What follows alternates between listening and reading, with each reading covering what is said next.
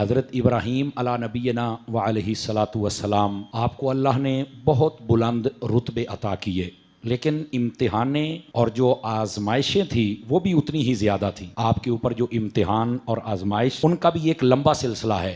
आप इस बात से अंदाज़ा करें, हज़रत इब्राहीम अला नबीना व अलैहि सलातु वस्सलाम, जब आप दुनिया में जलवागरी फरमाने का वक्त आपका करीब था तो नमरूद ने पाबंदी लगा दी कि कोई बच्चा उसको ज़िंदा न रहने दिया जाए, उसको कत्ल कर दिया जाए। एक बहुत बड़ी आजमाइश अल्लाह रब्बुल इज़्ज़त ने हज़रत इब्राहीम अलैहिस्सलाम को उस मौके पर भी बचाया। आजमाइश बहुत बड़ी थी लेकिन अल्लाह ने महफूज फरमाया।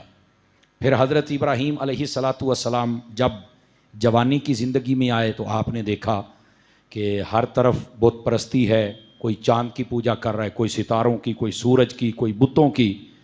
तो आपने उस कौम को बड़ा समझाया, बजाय इसके कि वो इस नसीहत करने वाले और ये अच्छा पैगाम देने वाले का इस्तकबाल करते और बात को मानते, उन्होंने फिर आपकी मुखालफत शुरू कर दी। और फिर हज़रत इब्राहीम अला नबीना व अलैहि सलातु वस्सलाम, आपने जब अपनी तबलीग का और समझाने का दायरा वसी किया तो लोग आपके चचा के पास आए जिसका नाम आज़र था, पिछले जो मैंने डिटेल बताई थी, तो वो भी आपका मुखालिफ हो गया। और जब अपने ज़्यादा मुखालिफ हो जाएं तो फिर एक अजीब माहौल क्रिएट हो जाता है। लेकिन बहरहाल जब हक बात करनी हो, वो अपना हो या पराया हो, तो उस वक़्त बात को कहना ही पड़ता है, कुछ का कुछ हो जाए।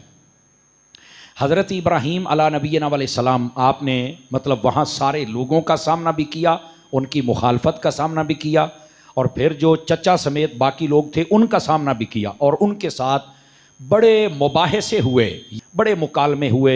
चाँद की पूजा करने वाला उसके दलाइल दे रहा है, सूरज की पूजा करने वाला उसके दलाइल दे रहा है, बुत पूजने वाला उस पर दलाइल, और हर एतबार से आप जवाब भी देते हैं और उनको राह हक भी दिखाते हैं और मुतमईन करते हैं कि तुमने किस रास्ते पर चलना है।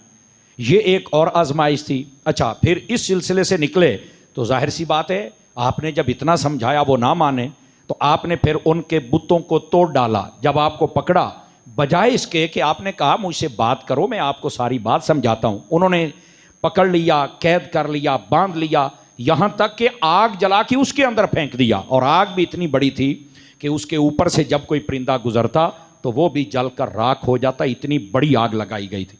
40 रोज़ तक आप उस आग में ठहरे, लेकिन अल्लाह ने करम ये फरमाया कि वो आग भी गुले गुलजार बन गई, आप उसमें जलवागर। लेकिन ये आजमाइश तो थी ना आपके लिए। तो हज़रत इब्राहीम अलैहिस्सलाम, आपने जब ये काम कर लिया और यहाँ तक बात पहुँच गई, फिर भी वो लोग आपकी मुखालफत से बाज ना आए, तो आपको यहाँ से हिजरत करके फिर आपको मिस्र की जानिब जाना पड़ा। आप जब वहाँ पहुँचे तो रास्ते के अंदर एक और आजमाइश थी कि वहाँ पर एक सादिक इब्न सादून नामी बादशाह था, और वो जो भी बंदा वहाँ से गुज़रता तो उसकी बीवी को पकड़ लेता था। हाँ, कोई बहन कहता तो उसको कुछ नहीं कहा करता था। तो उस आजमाइश से भी अल्लाह ने आपको निकाला, वो भी मैं आपको सुनाता हूँ आगे चल के कैसे आप उससे बचकर निकले।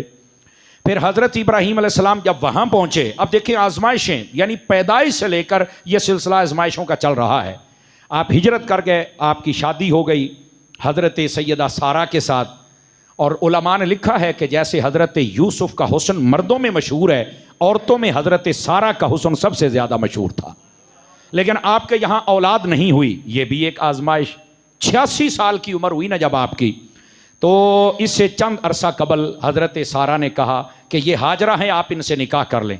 86 साल की हज़रत इब्राहीम अलैहिस्सलाम की उम्र थी जब आपको अल्लाह रब्बुल इज़्ज़त ने हज़रत इस्माइल जैसा बेटा अता किया। अच्छा, ये चांद सा बेटा मिला ही मिला, तो हज़रत सारा ने कहा कि अब ये हमारे पास यहाँ नहीं रह सकते, और अल्लाह की तरफ से भी हुक्म आ गया कि इनको बतौर इम्तिहान व आजमाइश किसी ऐसी जगह पे छोड़ के आ जाएं। उसकी निशानियाँ बताई गई, आप वहाँ से चले और जहाँ आज खाना काबा है यहाँ पर आप इनको बिठाकर, चंद खजूरें, थोड़ा सा पानी था, आप वापस चल पड़े और पीछे मुड़ के भी नहीं देखा।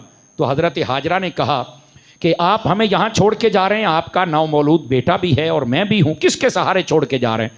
तो कहा ये अल्लाह का हुक्म है और अल्लाह के सहारे छोड़ के जा रहा हूँ। फरमाया अगर आप अल्लाह के हुक्म पे राज़ी हैं तो हम भी अल्लाह के हुक्म पे राज़ी हैं। और फिर कहा कि अल्लाह ताला हमें कभी भी ज़ाया नहीं करेगा, वो हमारी ज़रूर हिफाजत करेगा अगर अल्लाह का हुक्म है। तो हज़रत इब्राहीम अलैहिस्सलाम पर इतने अरसे बाद औलाद मिली, ये खुशी थी। फिर एक आजमाइश आ गई और फिर इस जंगल ब्याबा में छोड़ गए, ये एक और आजमाइश थी। और अल्लाह का हुक्म था, ये खलीलुल्लाह हैं कि यहां पर छोड़ के आप फिर वापस जा रहे हैं। तकरीबन 13 साल का अरसा जब गुजरा तो अल्लाह रब्बुल इज़्ज़त ने हज़रत सैयदना इब्राहीम अलैहिस्सलातु वस्सलाम की जो दूसरी और पहली ज़ौजा थी, जिनका नाम हज़रत सारा था, उनको भी औलाद अता फरमा दी।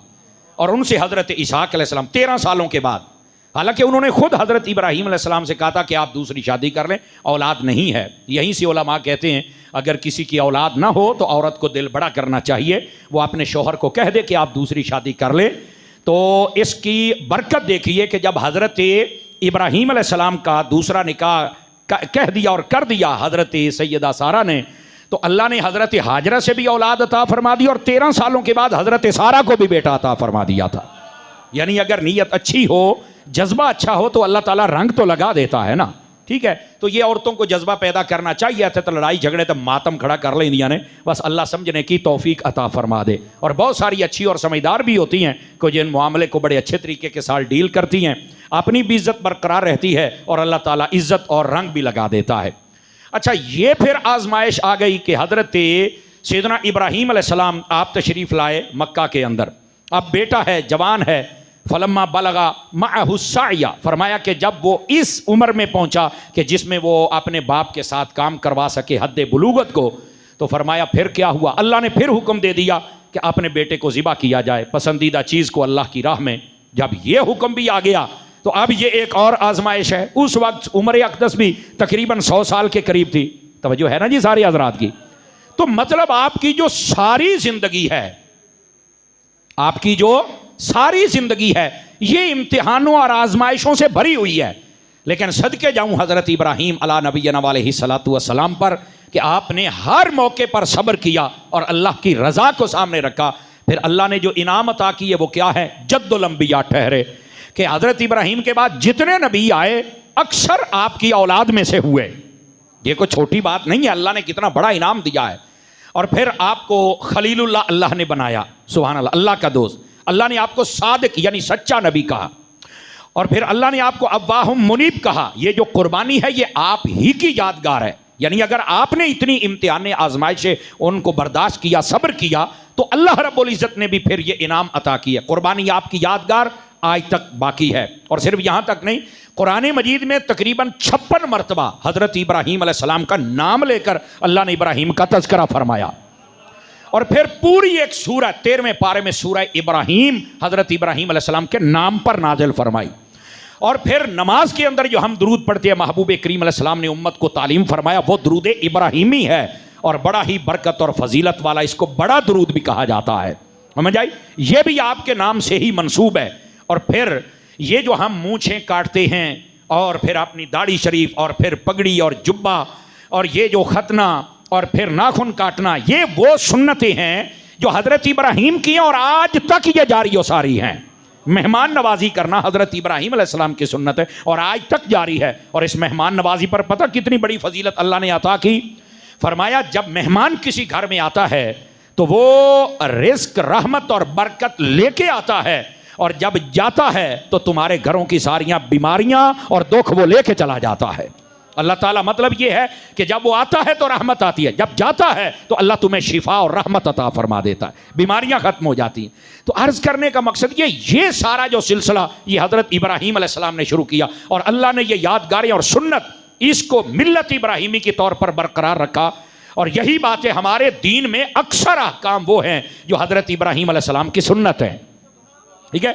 और फिर वतरकना अलैहि फिल आखिरीन, अगर इसको देखा जाए तो इसके अंदर तो ये बात बताया गया कि आखिर तक हमारे तज़किरे बाकी रहें। इब्राहीम अलैहिस्सलाम का तज़किरा भी सबसे ज़्यादा होता है, यादगारें भी उनकी हैं, कुर्बानी भी उनकी यादगार है। आप खाना काबा को देखें तो उनका बना हुआ आज तक है, जो हाथों से बनाया था। आप मिना, अरफात, मुज़दलिफ़ा, बल्कि शैतान को कंकरियां मारने तक चले जाएं तो ये यादें उन्हीं की हैं। और हट के आप कुर्बानी ज़िबा करें, यादें उन्हीं की हैं। तो फरमाया आपके तज़किरे बाकी रहेंगे। अगर इतनी आजमाइशें हैं तो रब ने इनाम भी उतना बड़ा ही अता फरमाया है। और सिर्फ यहाँ तक बात नहीं, ये बात सुन के आपको मज़ा आएगा। देखिए अल्लाह ने फिर इनाम क्या दिया कि ये जो काबा था ये आपके हाथों से बना है, आपने तामीर फरमाया है। सुभान अल्लाह। क्या जिस पत्थर पे खड़े होके आपने बनाया वो पत्थर को इतना शऊर अल्लाह ने दिया, वो खुद ब खुद ऊंचा होता था, खुद ब खुद नीचे आता था, खुद ब खुद दाएं होता था, खुद ब खुद बाएं होता था। तो मैंने कहा जिस पत्थर पर नबी के कदम लग जाए रब उसको भी इतना शऊर अता फरमा देता है। ठीक है, ये आपको शान देखो, उसी को मकाम इब्राहिम बनाया गया, आज तक खाने काबे के अंदर है। और फिर ये सारी अल्लाह ने जो नबी पाक अलैहिस्सलाम को कमालात बख्शे, वहां पर एक बड़ी बात यह भी थी, हज़रत इब्राहीम अलैहिस्सलाम ने जब खाना काबा तैयार कर लिया ना, तो दुआ मांगी, बारी ताला ये काबा तो मैंने बनाया है, जैसे कहते ना इसकी उजरत अता फरमा, इस पर मुझे इनाम अता कर। तो कहा क्या है? फरमाया बस वो नबी अता कर दे जो आखिरुल अंबिया है, जो इमामुल अंबिया है, जो सबसे अफजल है। यानी आसान लफ्जों में कहूं, बारी ताला काबा बनाया मैंने है, बसाने वाला मोहम्मद ही मेरी नस्ल से पैदा फरमा देना। और इसका एक मोहब्बत में तर्जमा यह भी हो सकता है कि बारी ताला काबा मैंने बनाया है, मुझे इसकी उजरत अता फरमा। तो कहा क्या उजरत है? फरमाया मुझे मोहम्मद का दादा बना दे सल्लल्लाहु अलैहि वसल्लम। तो अल्लाह रब्बुल इज्जत ने फिर दुआ कबूल फरमाई और नबी पाक सल्लल्लाहु अलैहि वसल्लम को हजरत इब्राहीम की नस्ल पाक से अल्लाह रब्बुल इज्जत ने पैदा फरमाया। तो अगर सबर इतने, आजमाइशें इतनी हैं, तो अल्लाह ने फिर इनाम भी उतने ही अता फरमाए। बस अल्लाह हमें याद रखने, अमल करने की तौफीक अता फरमा दे।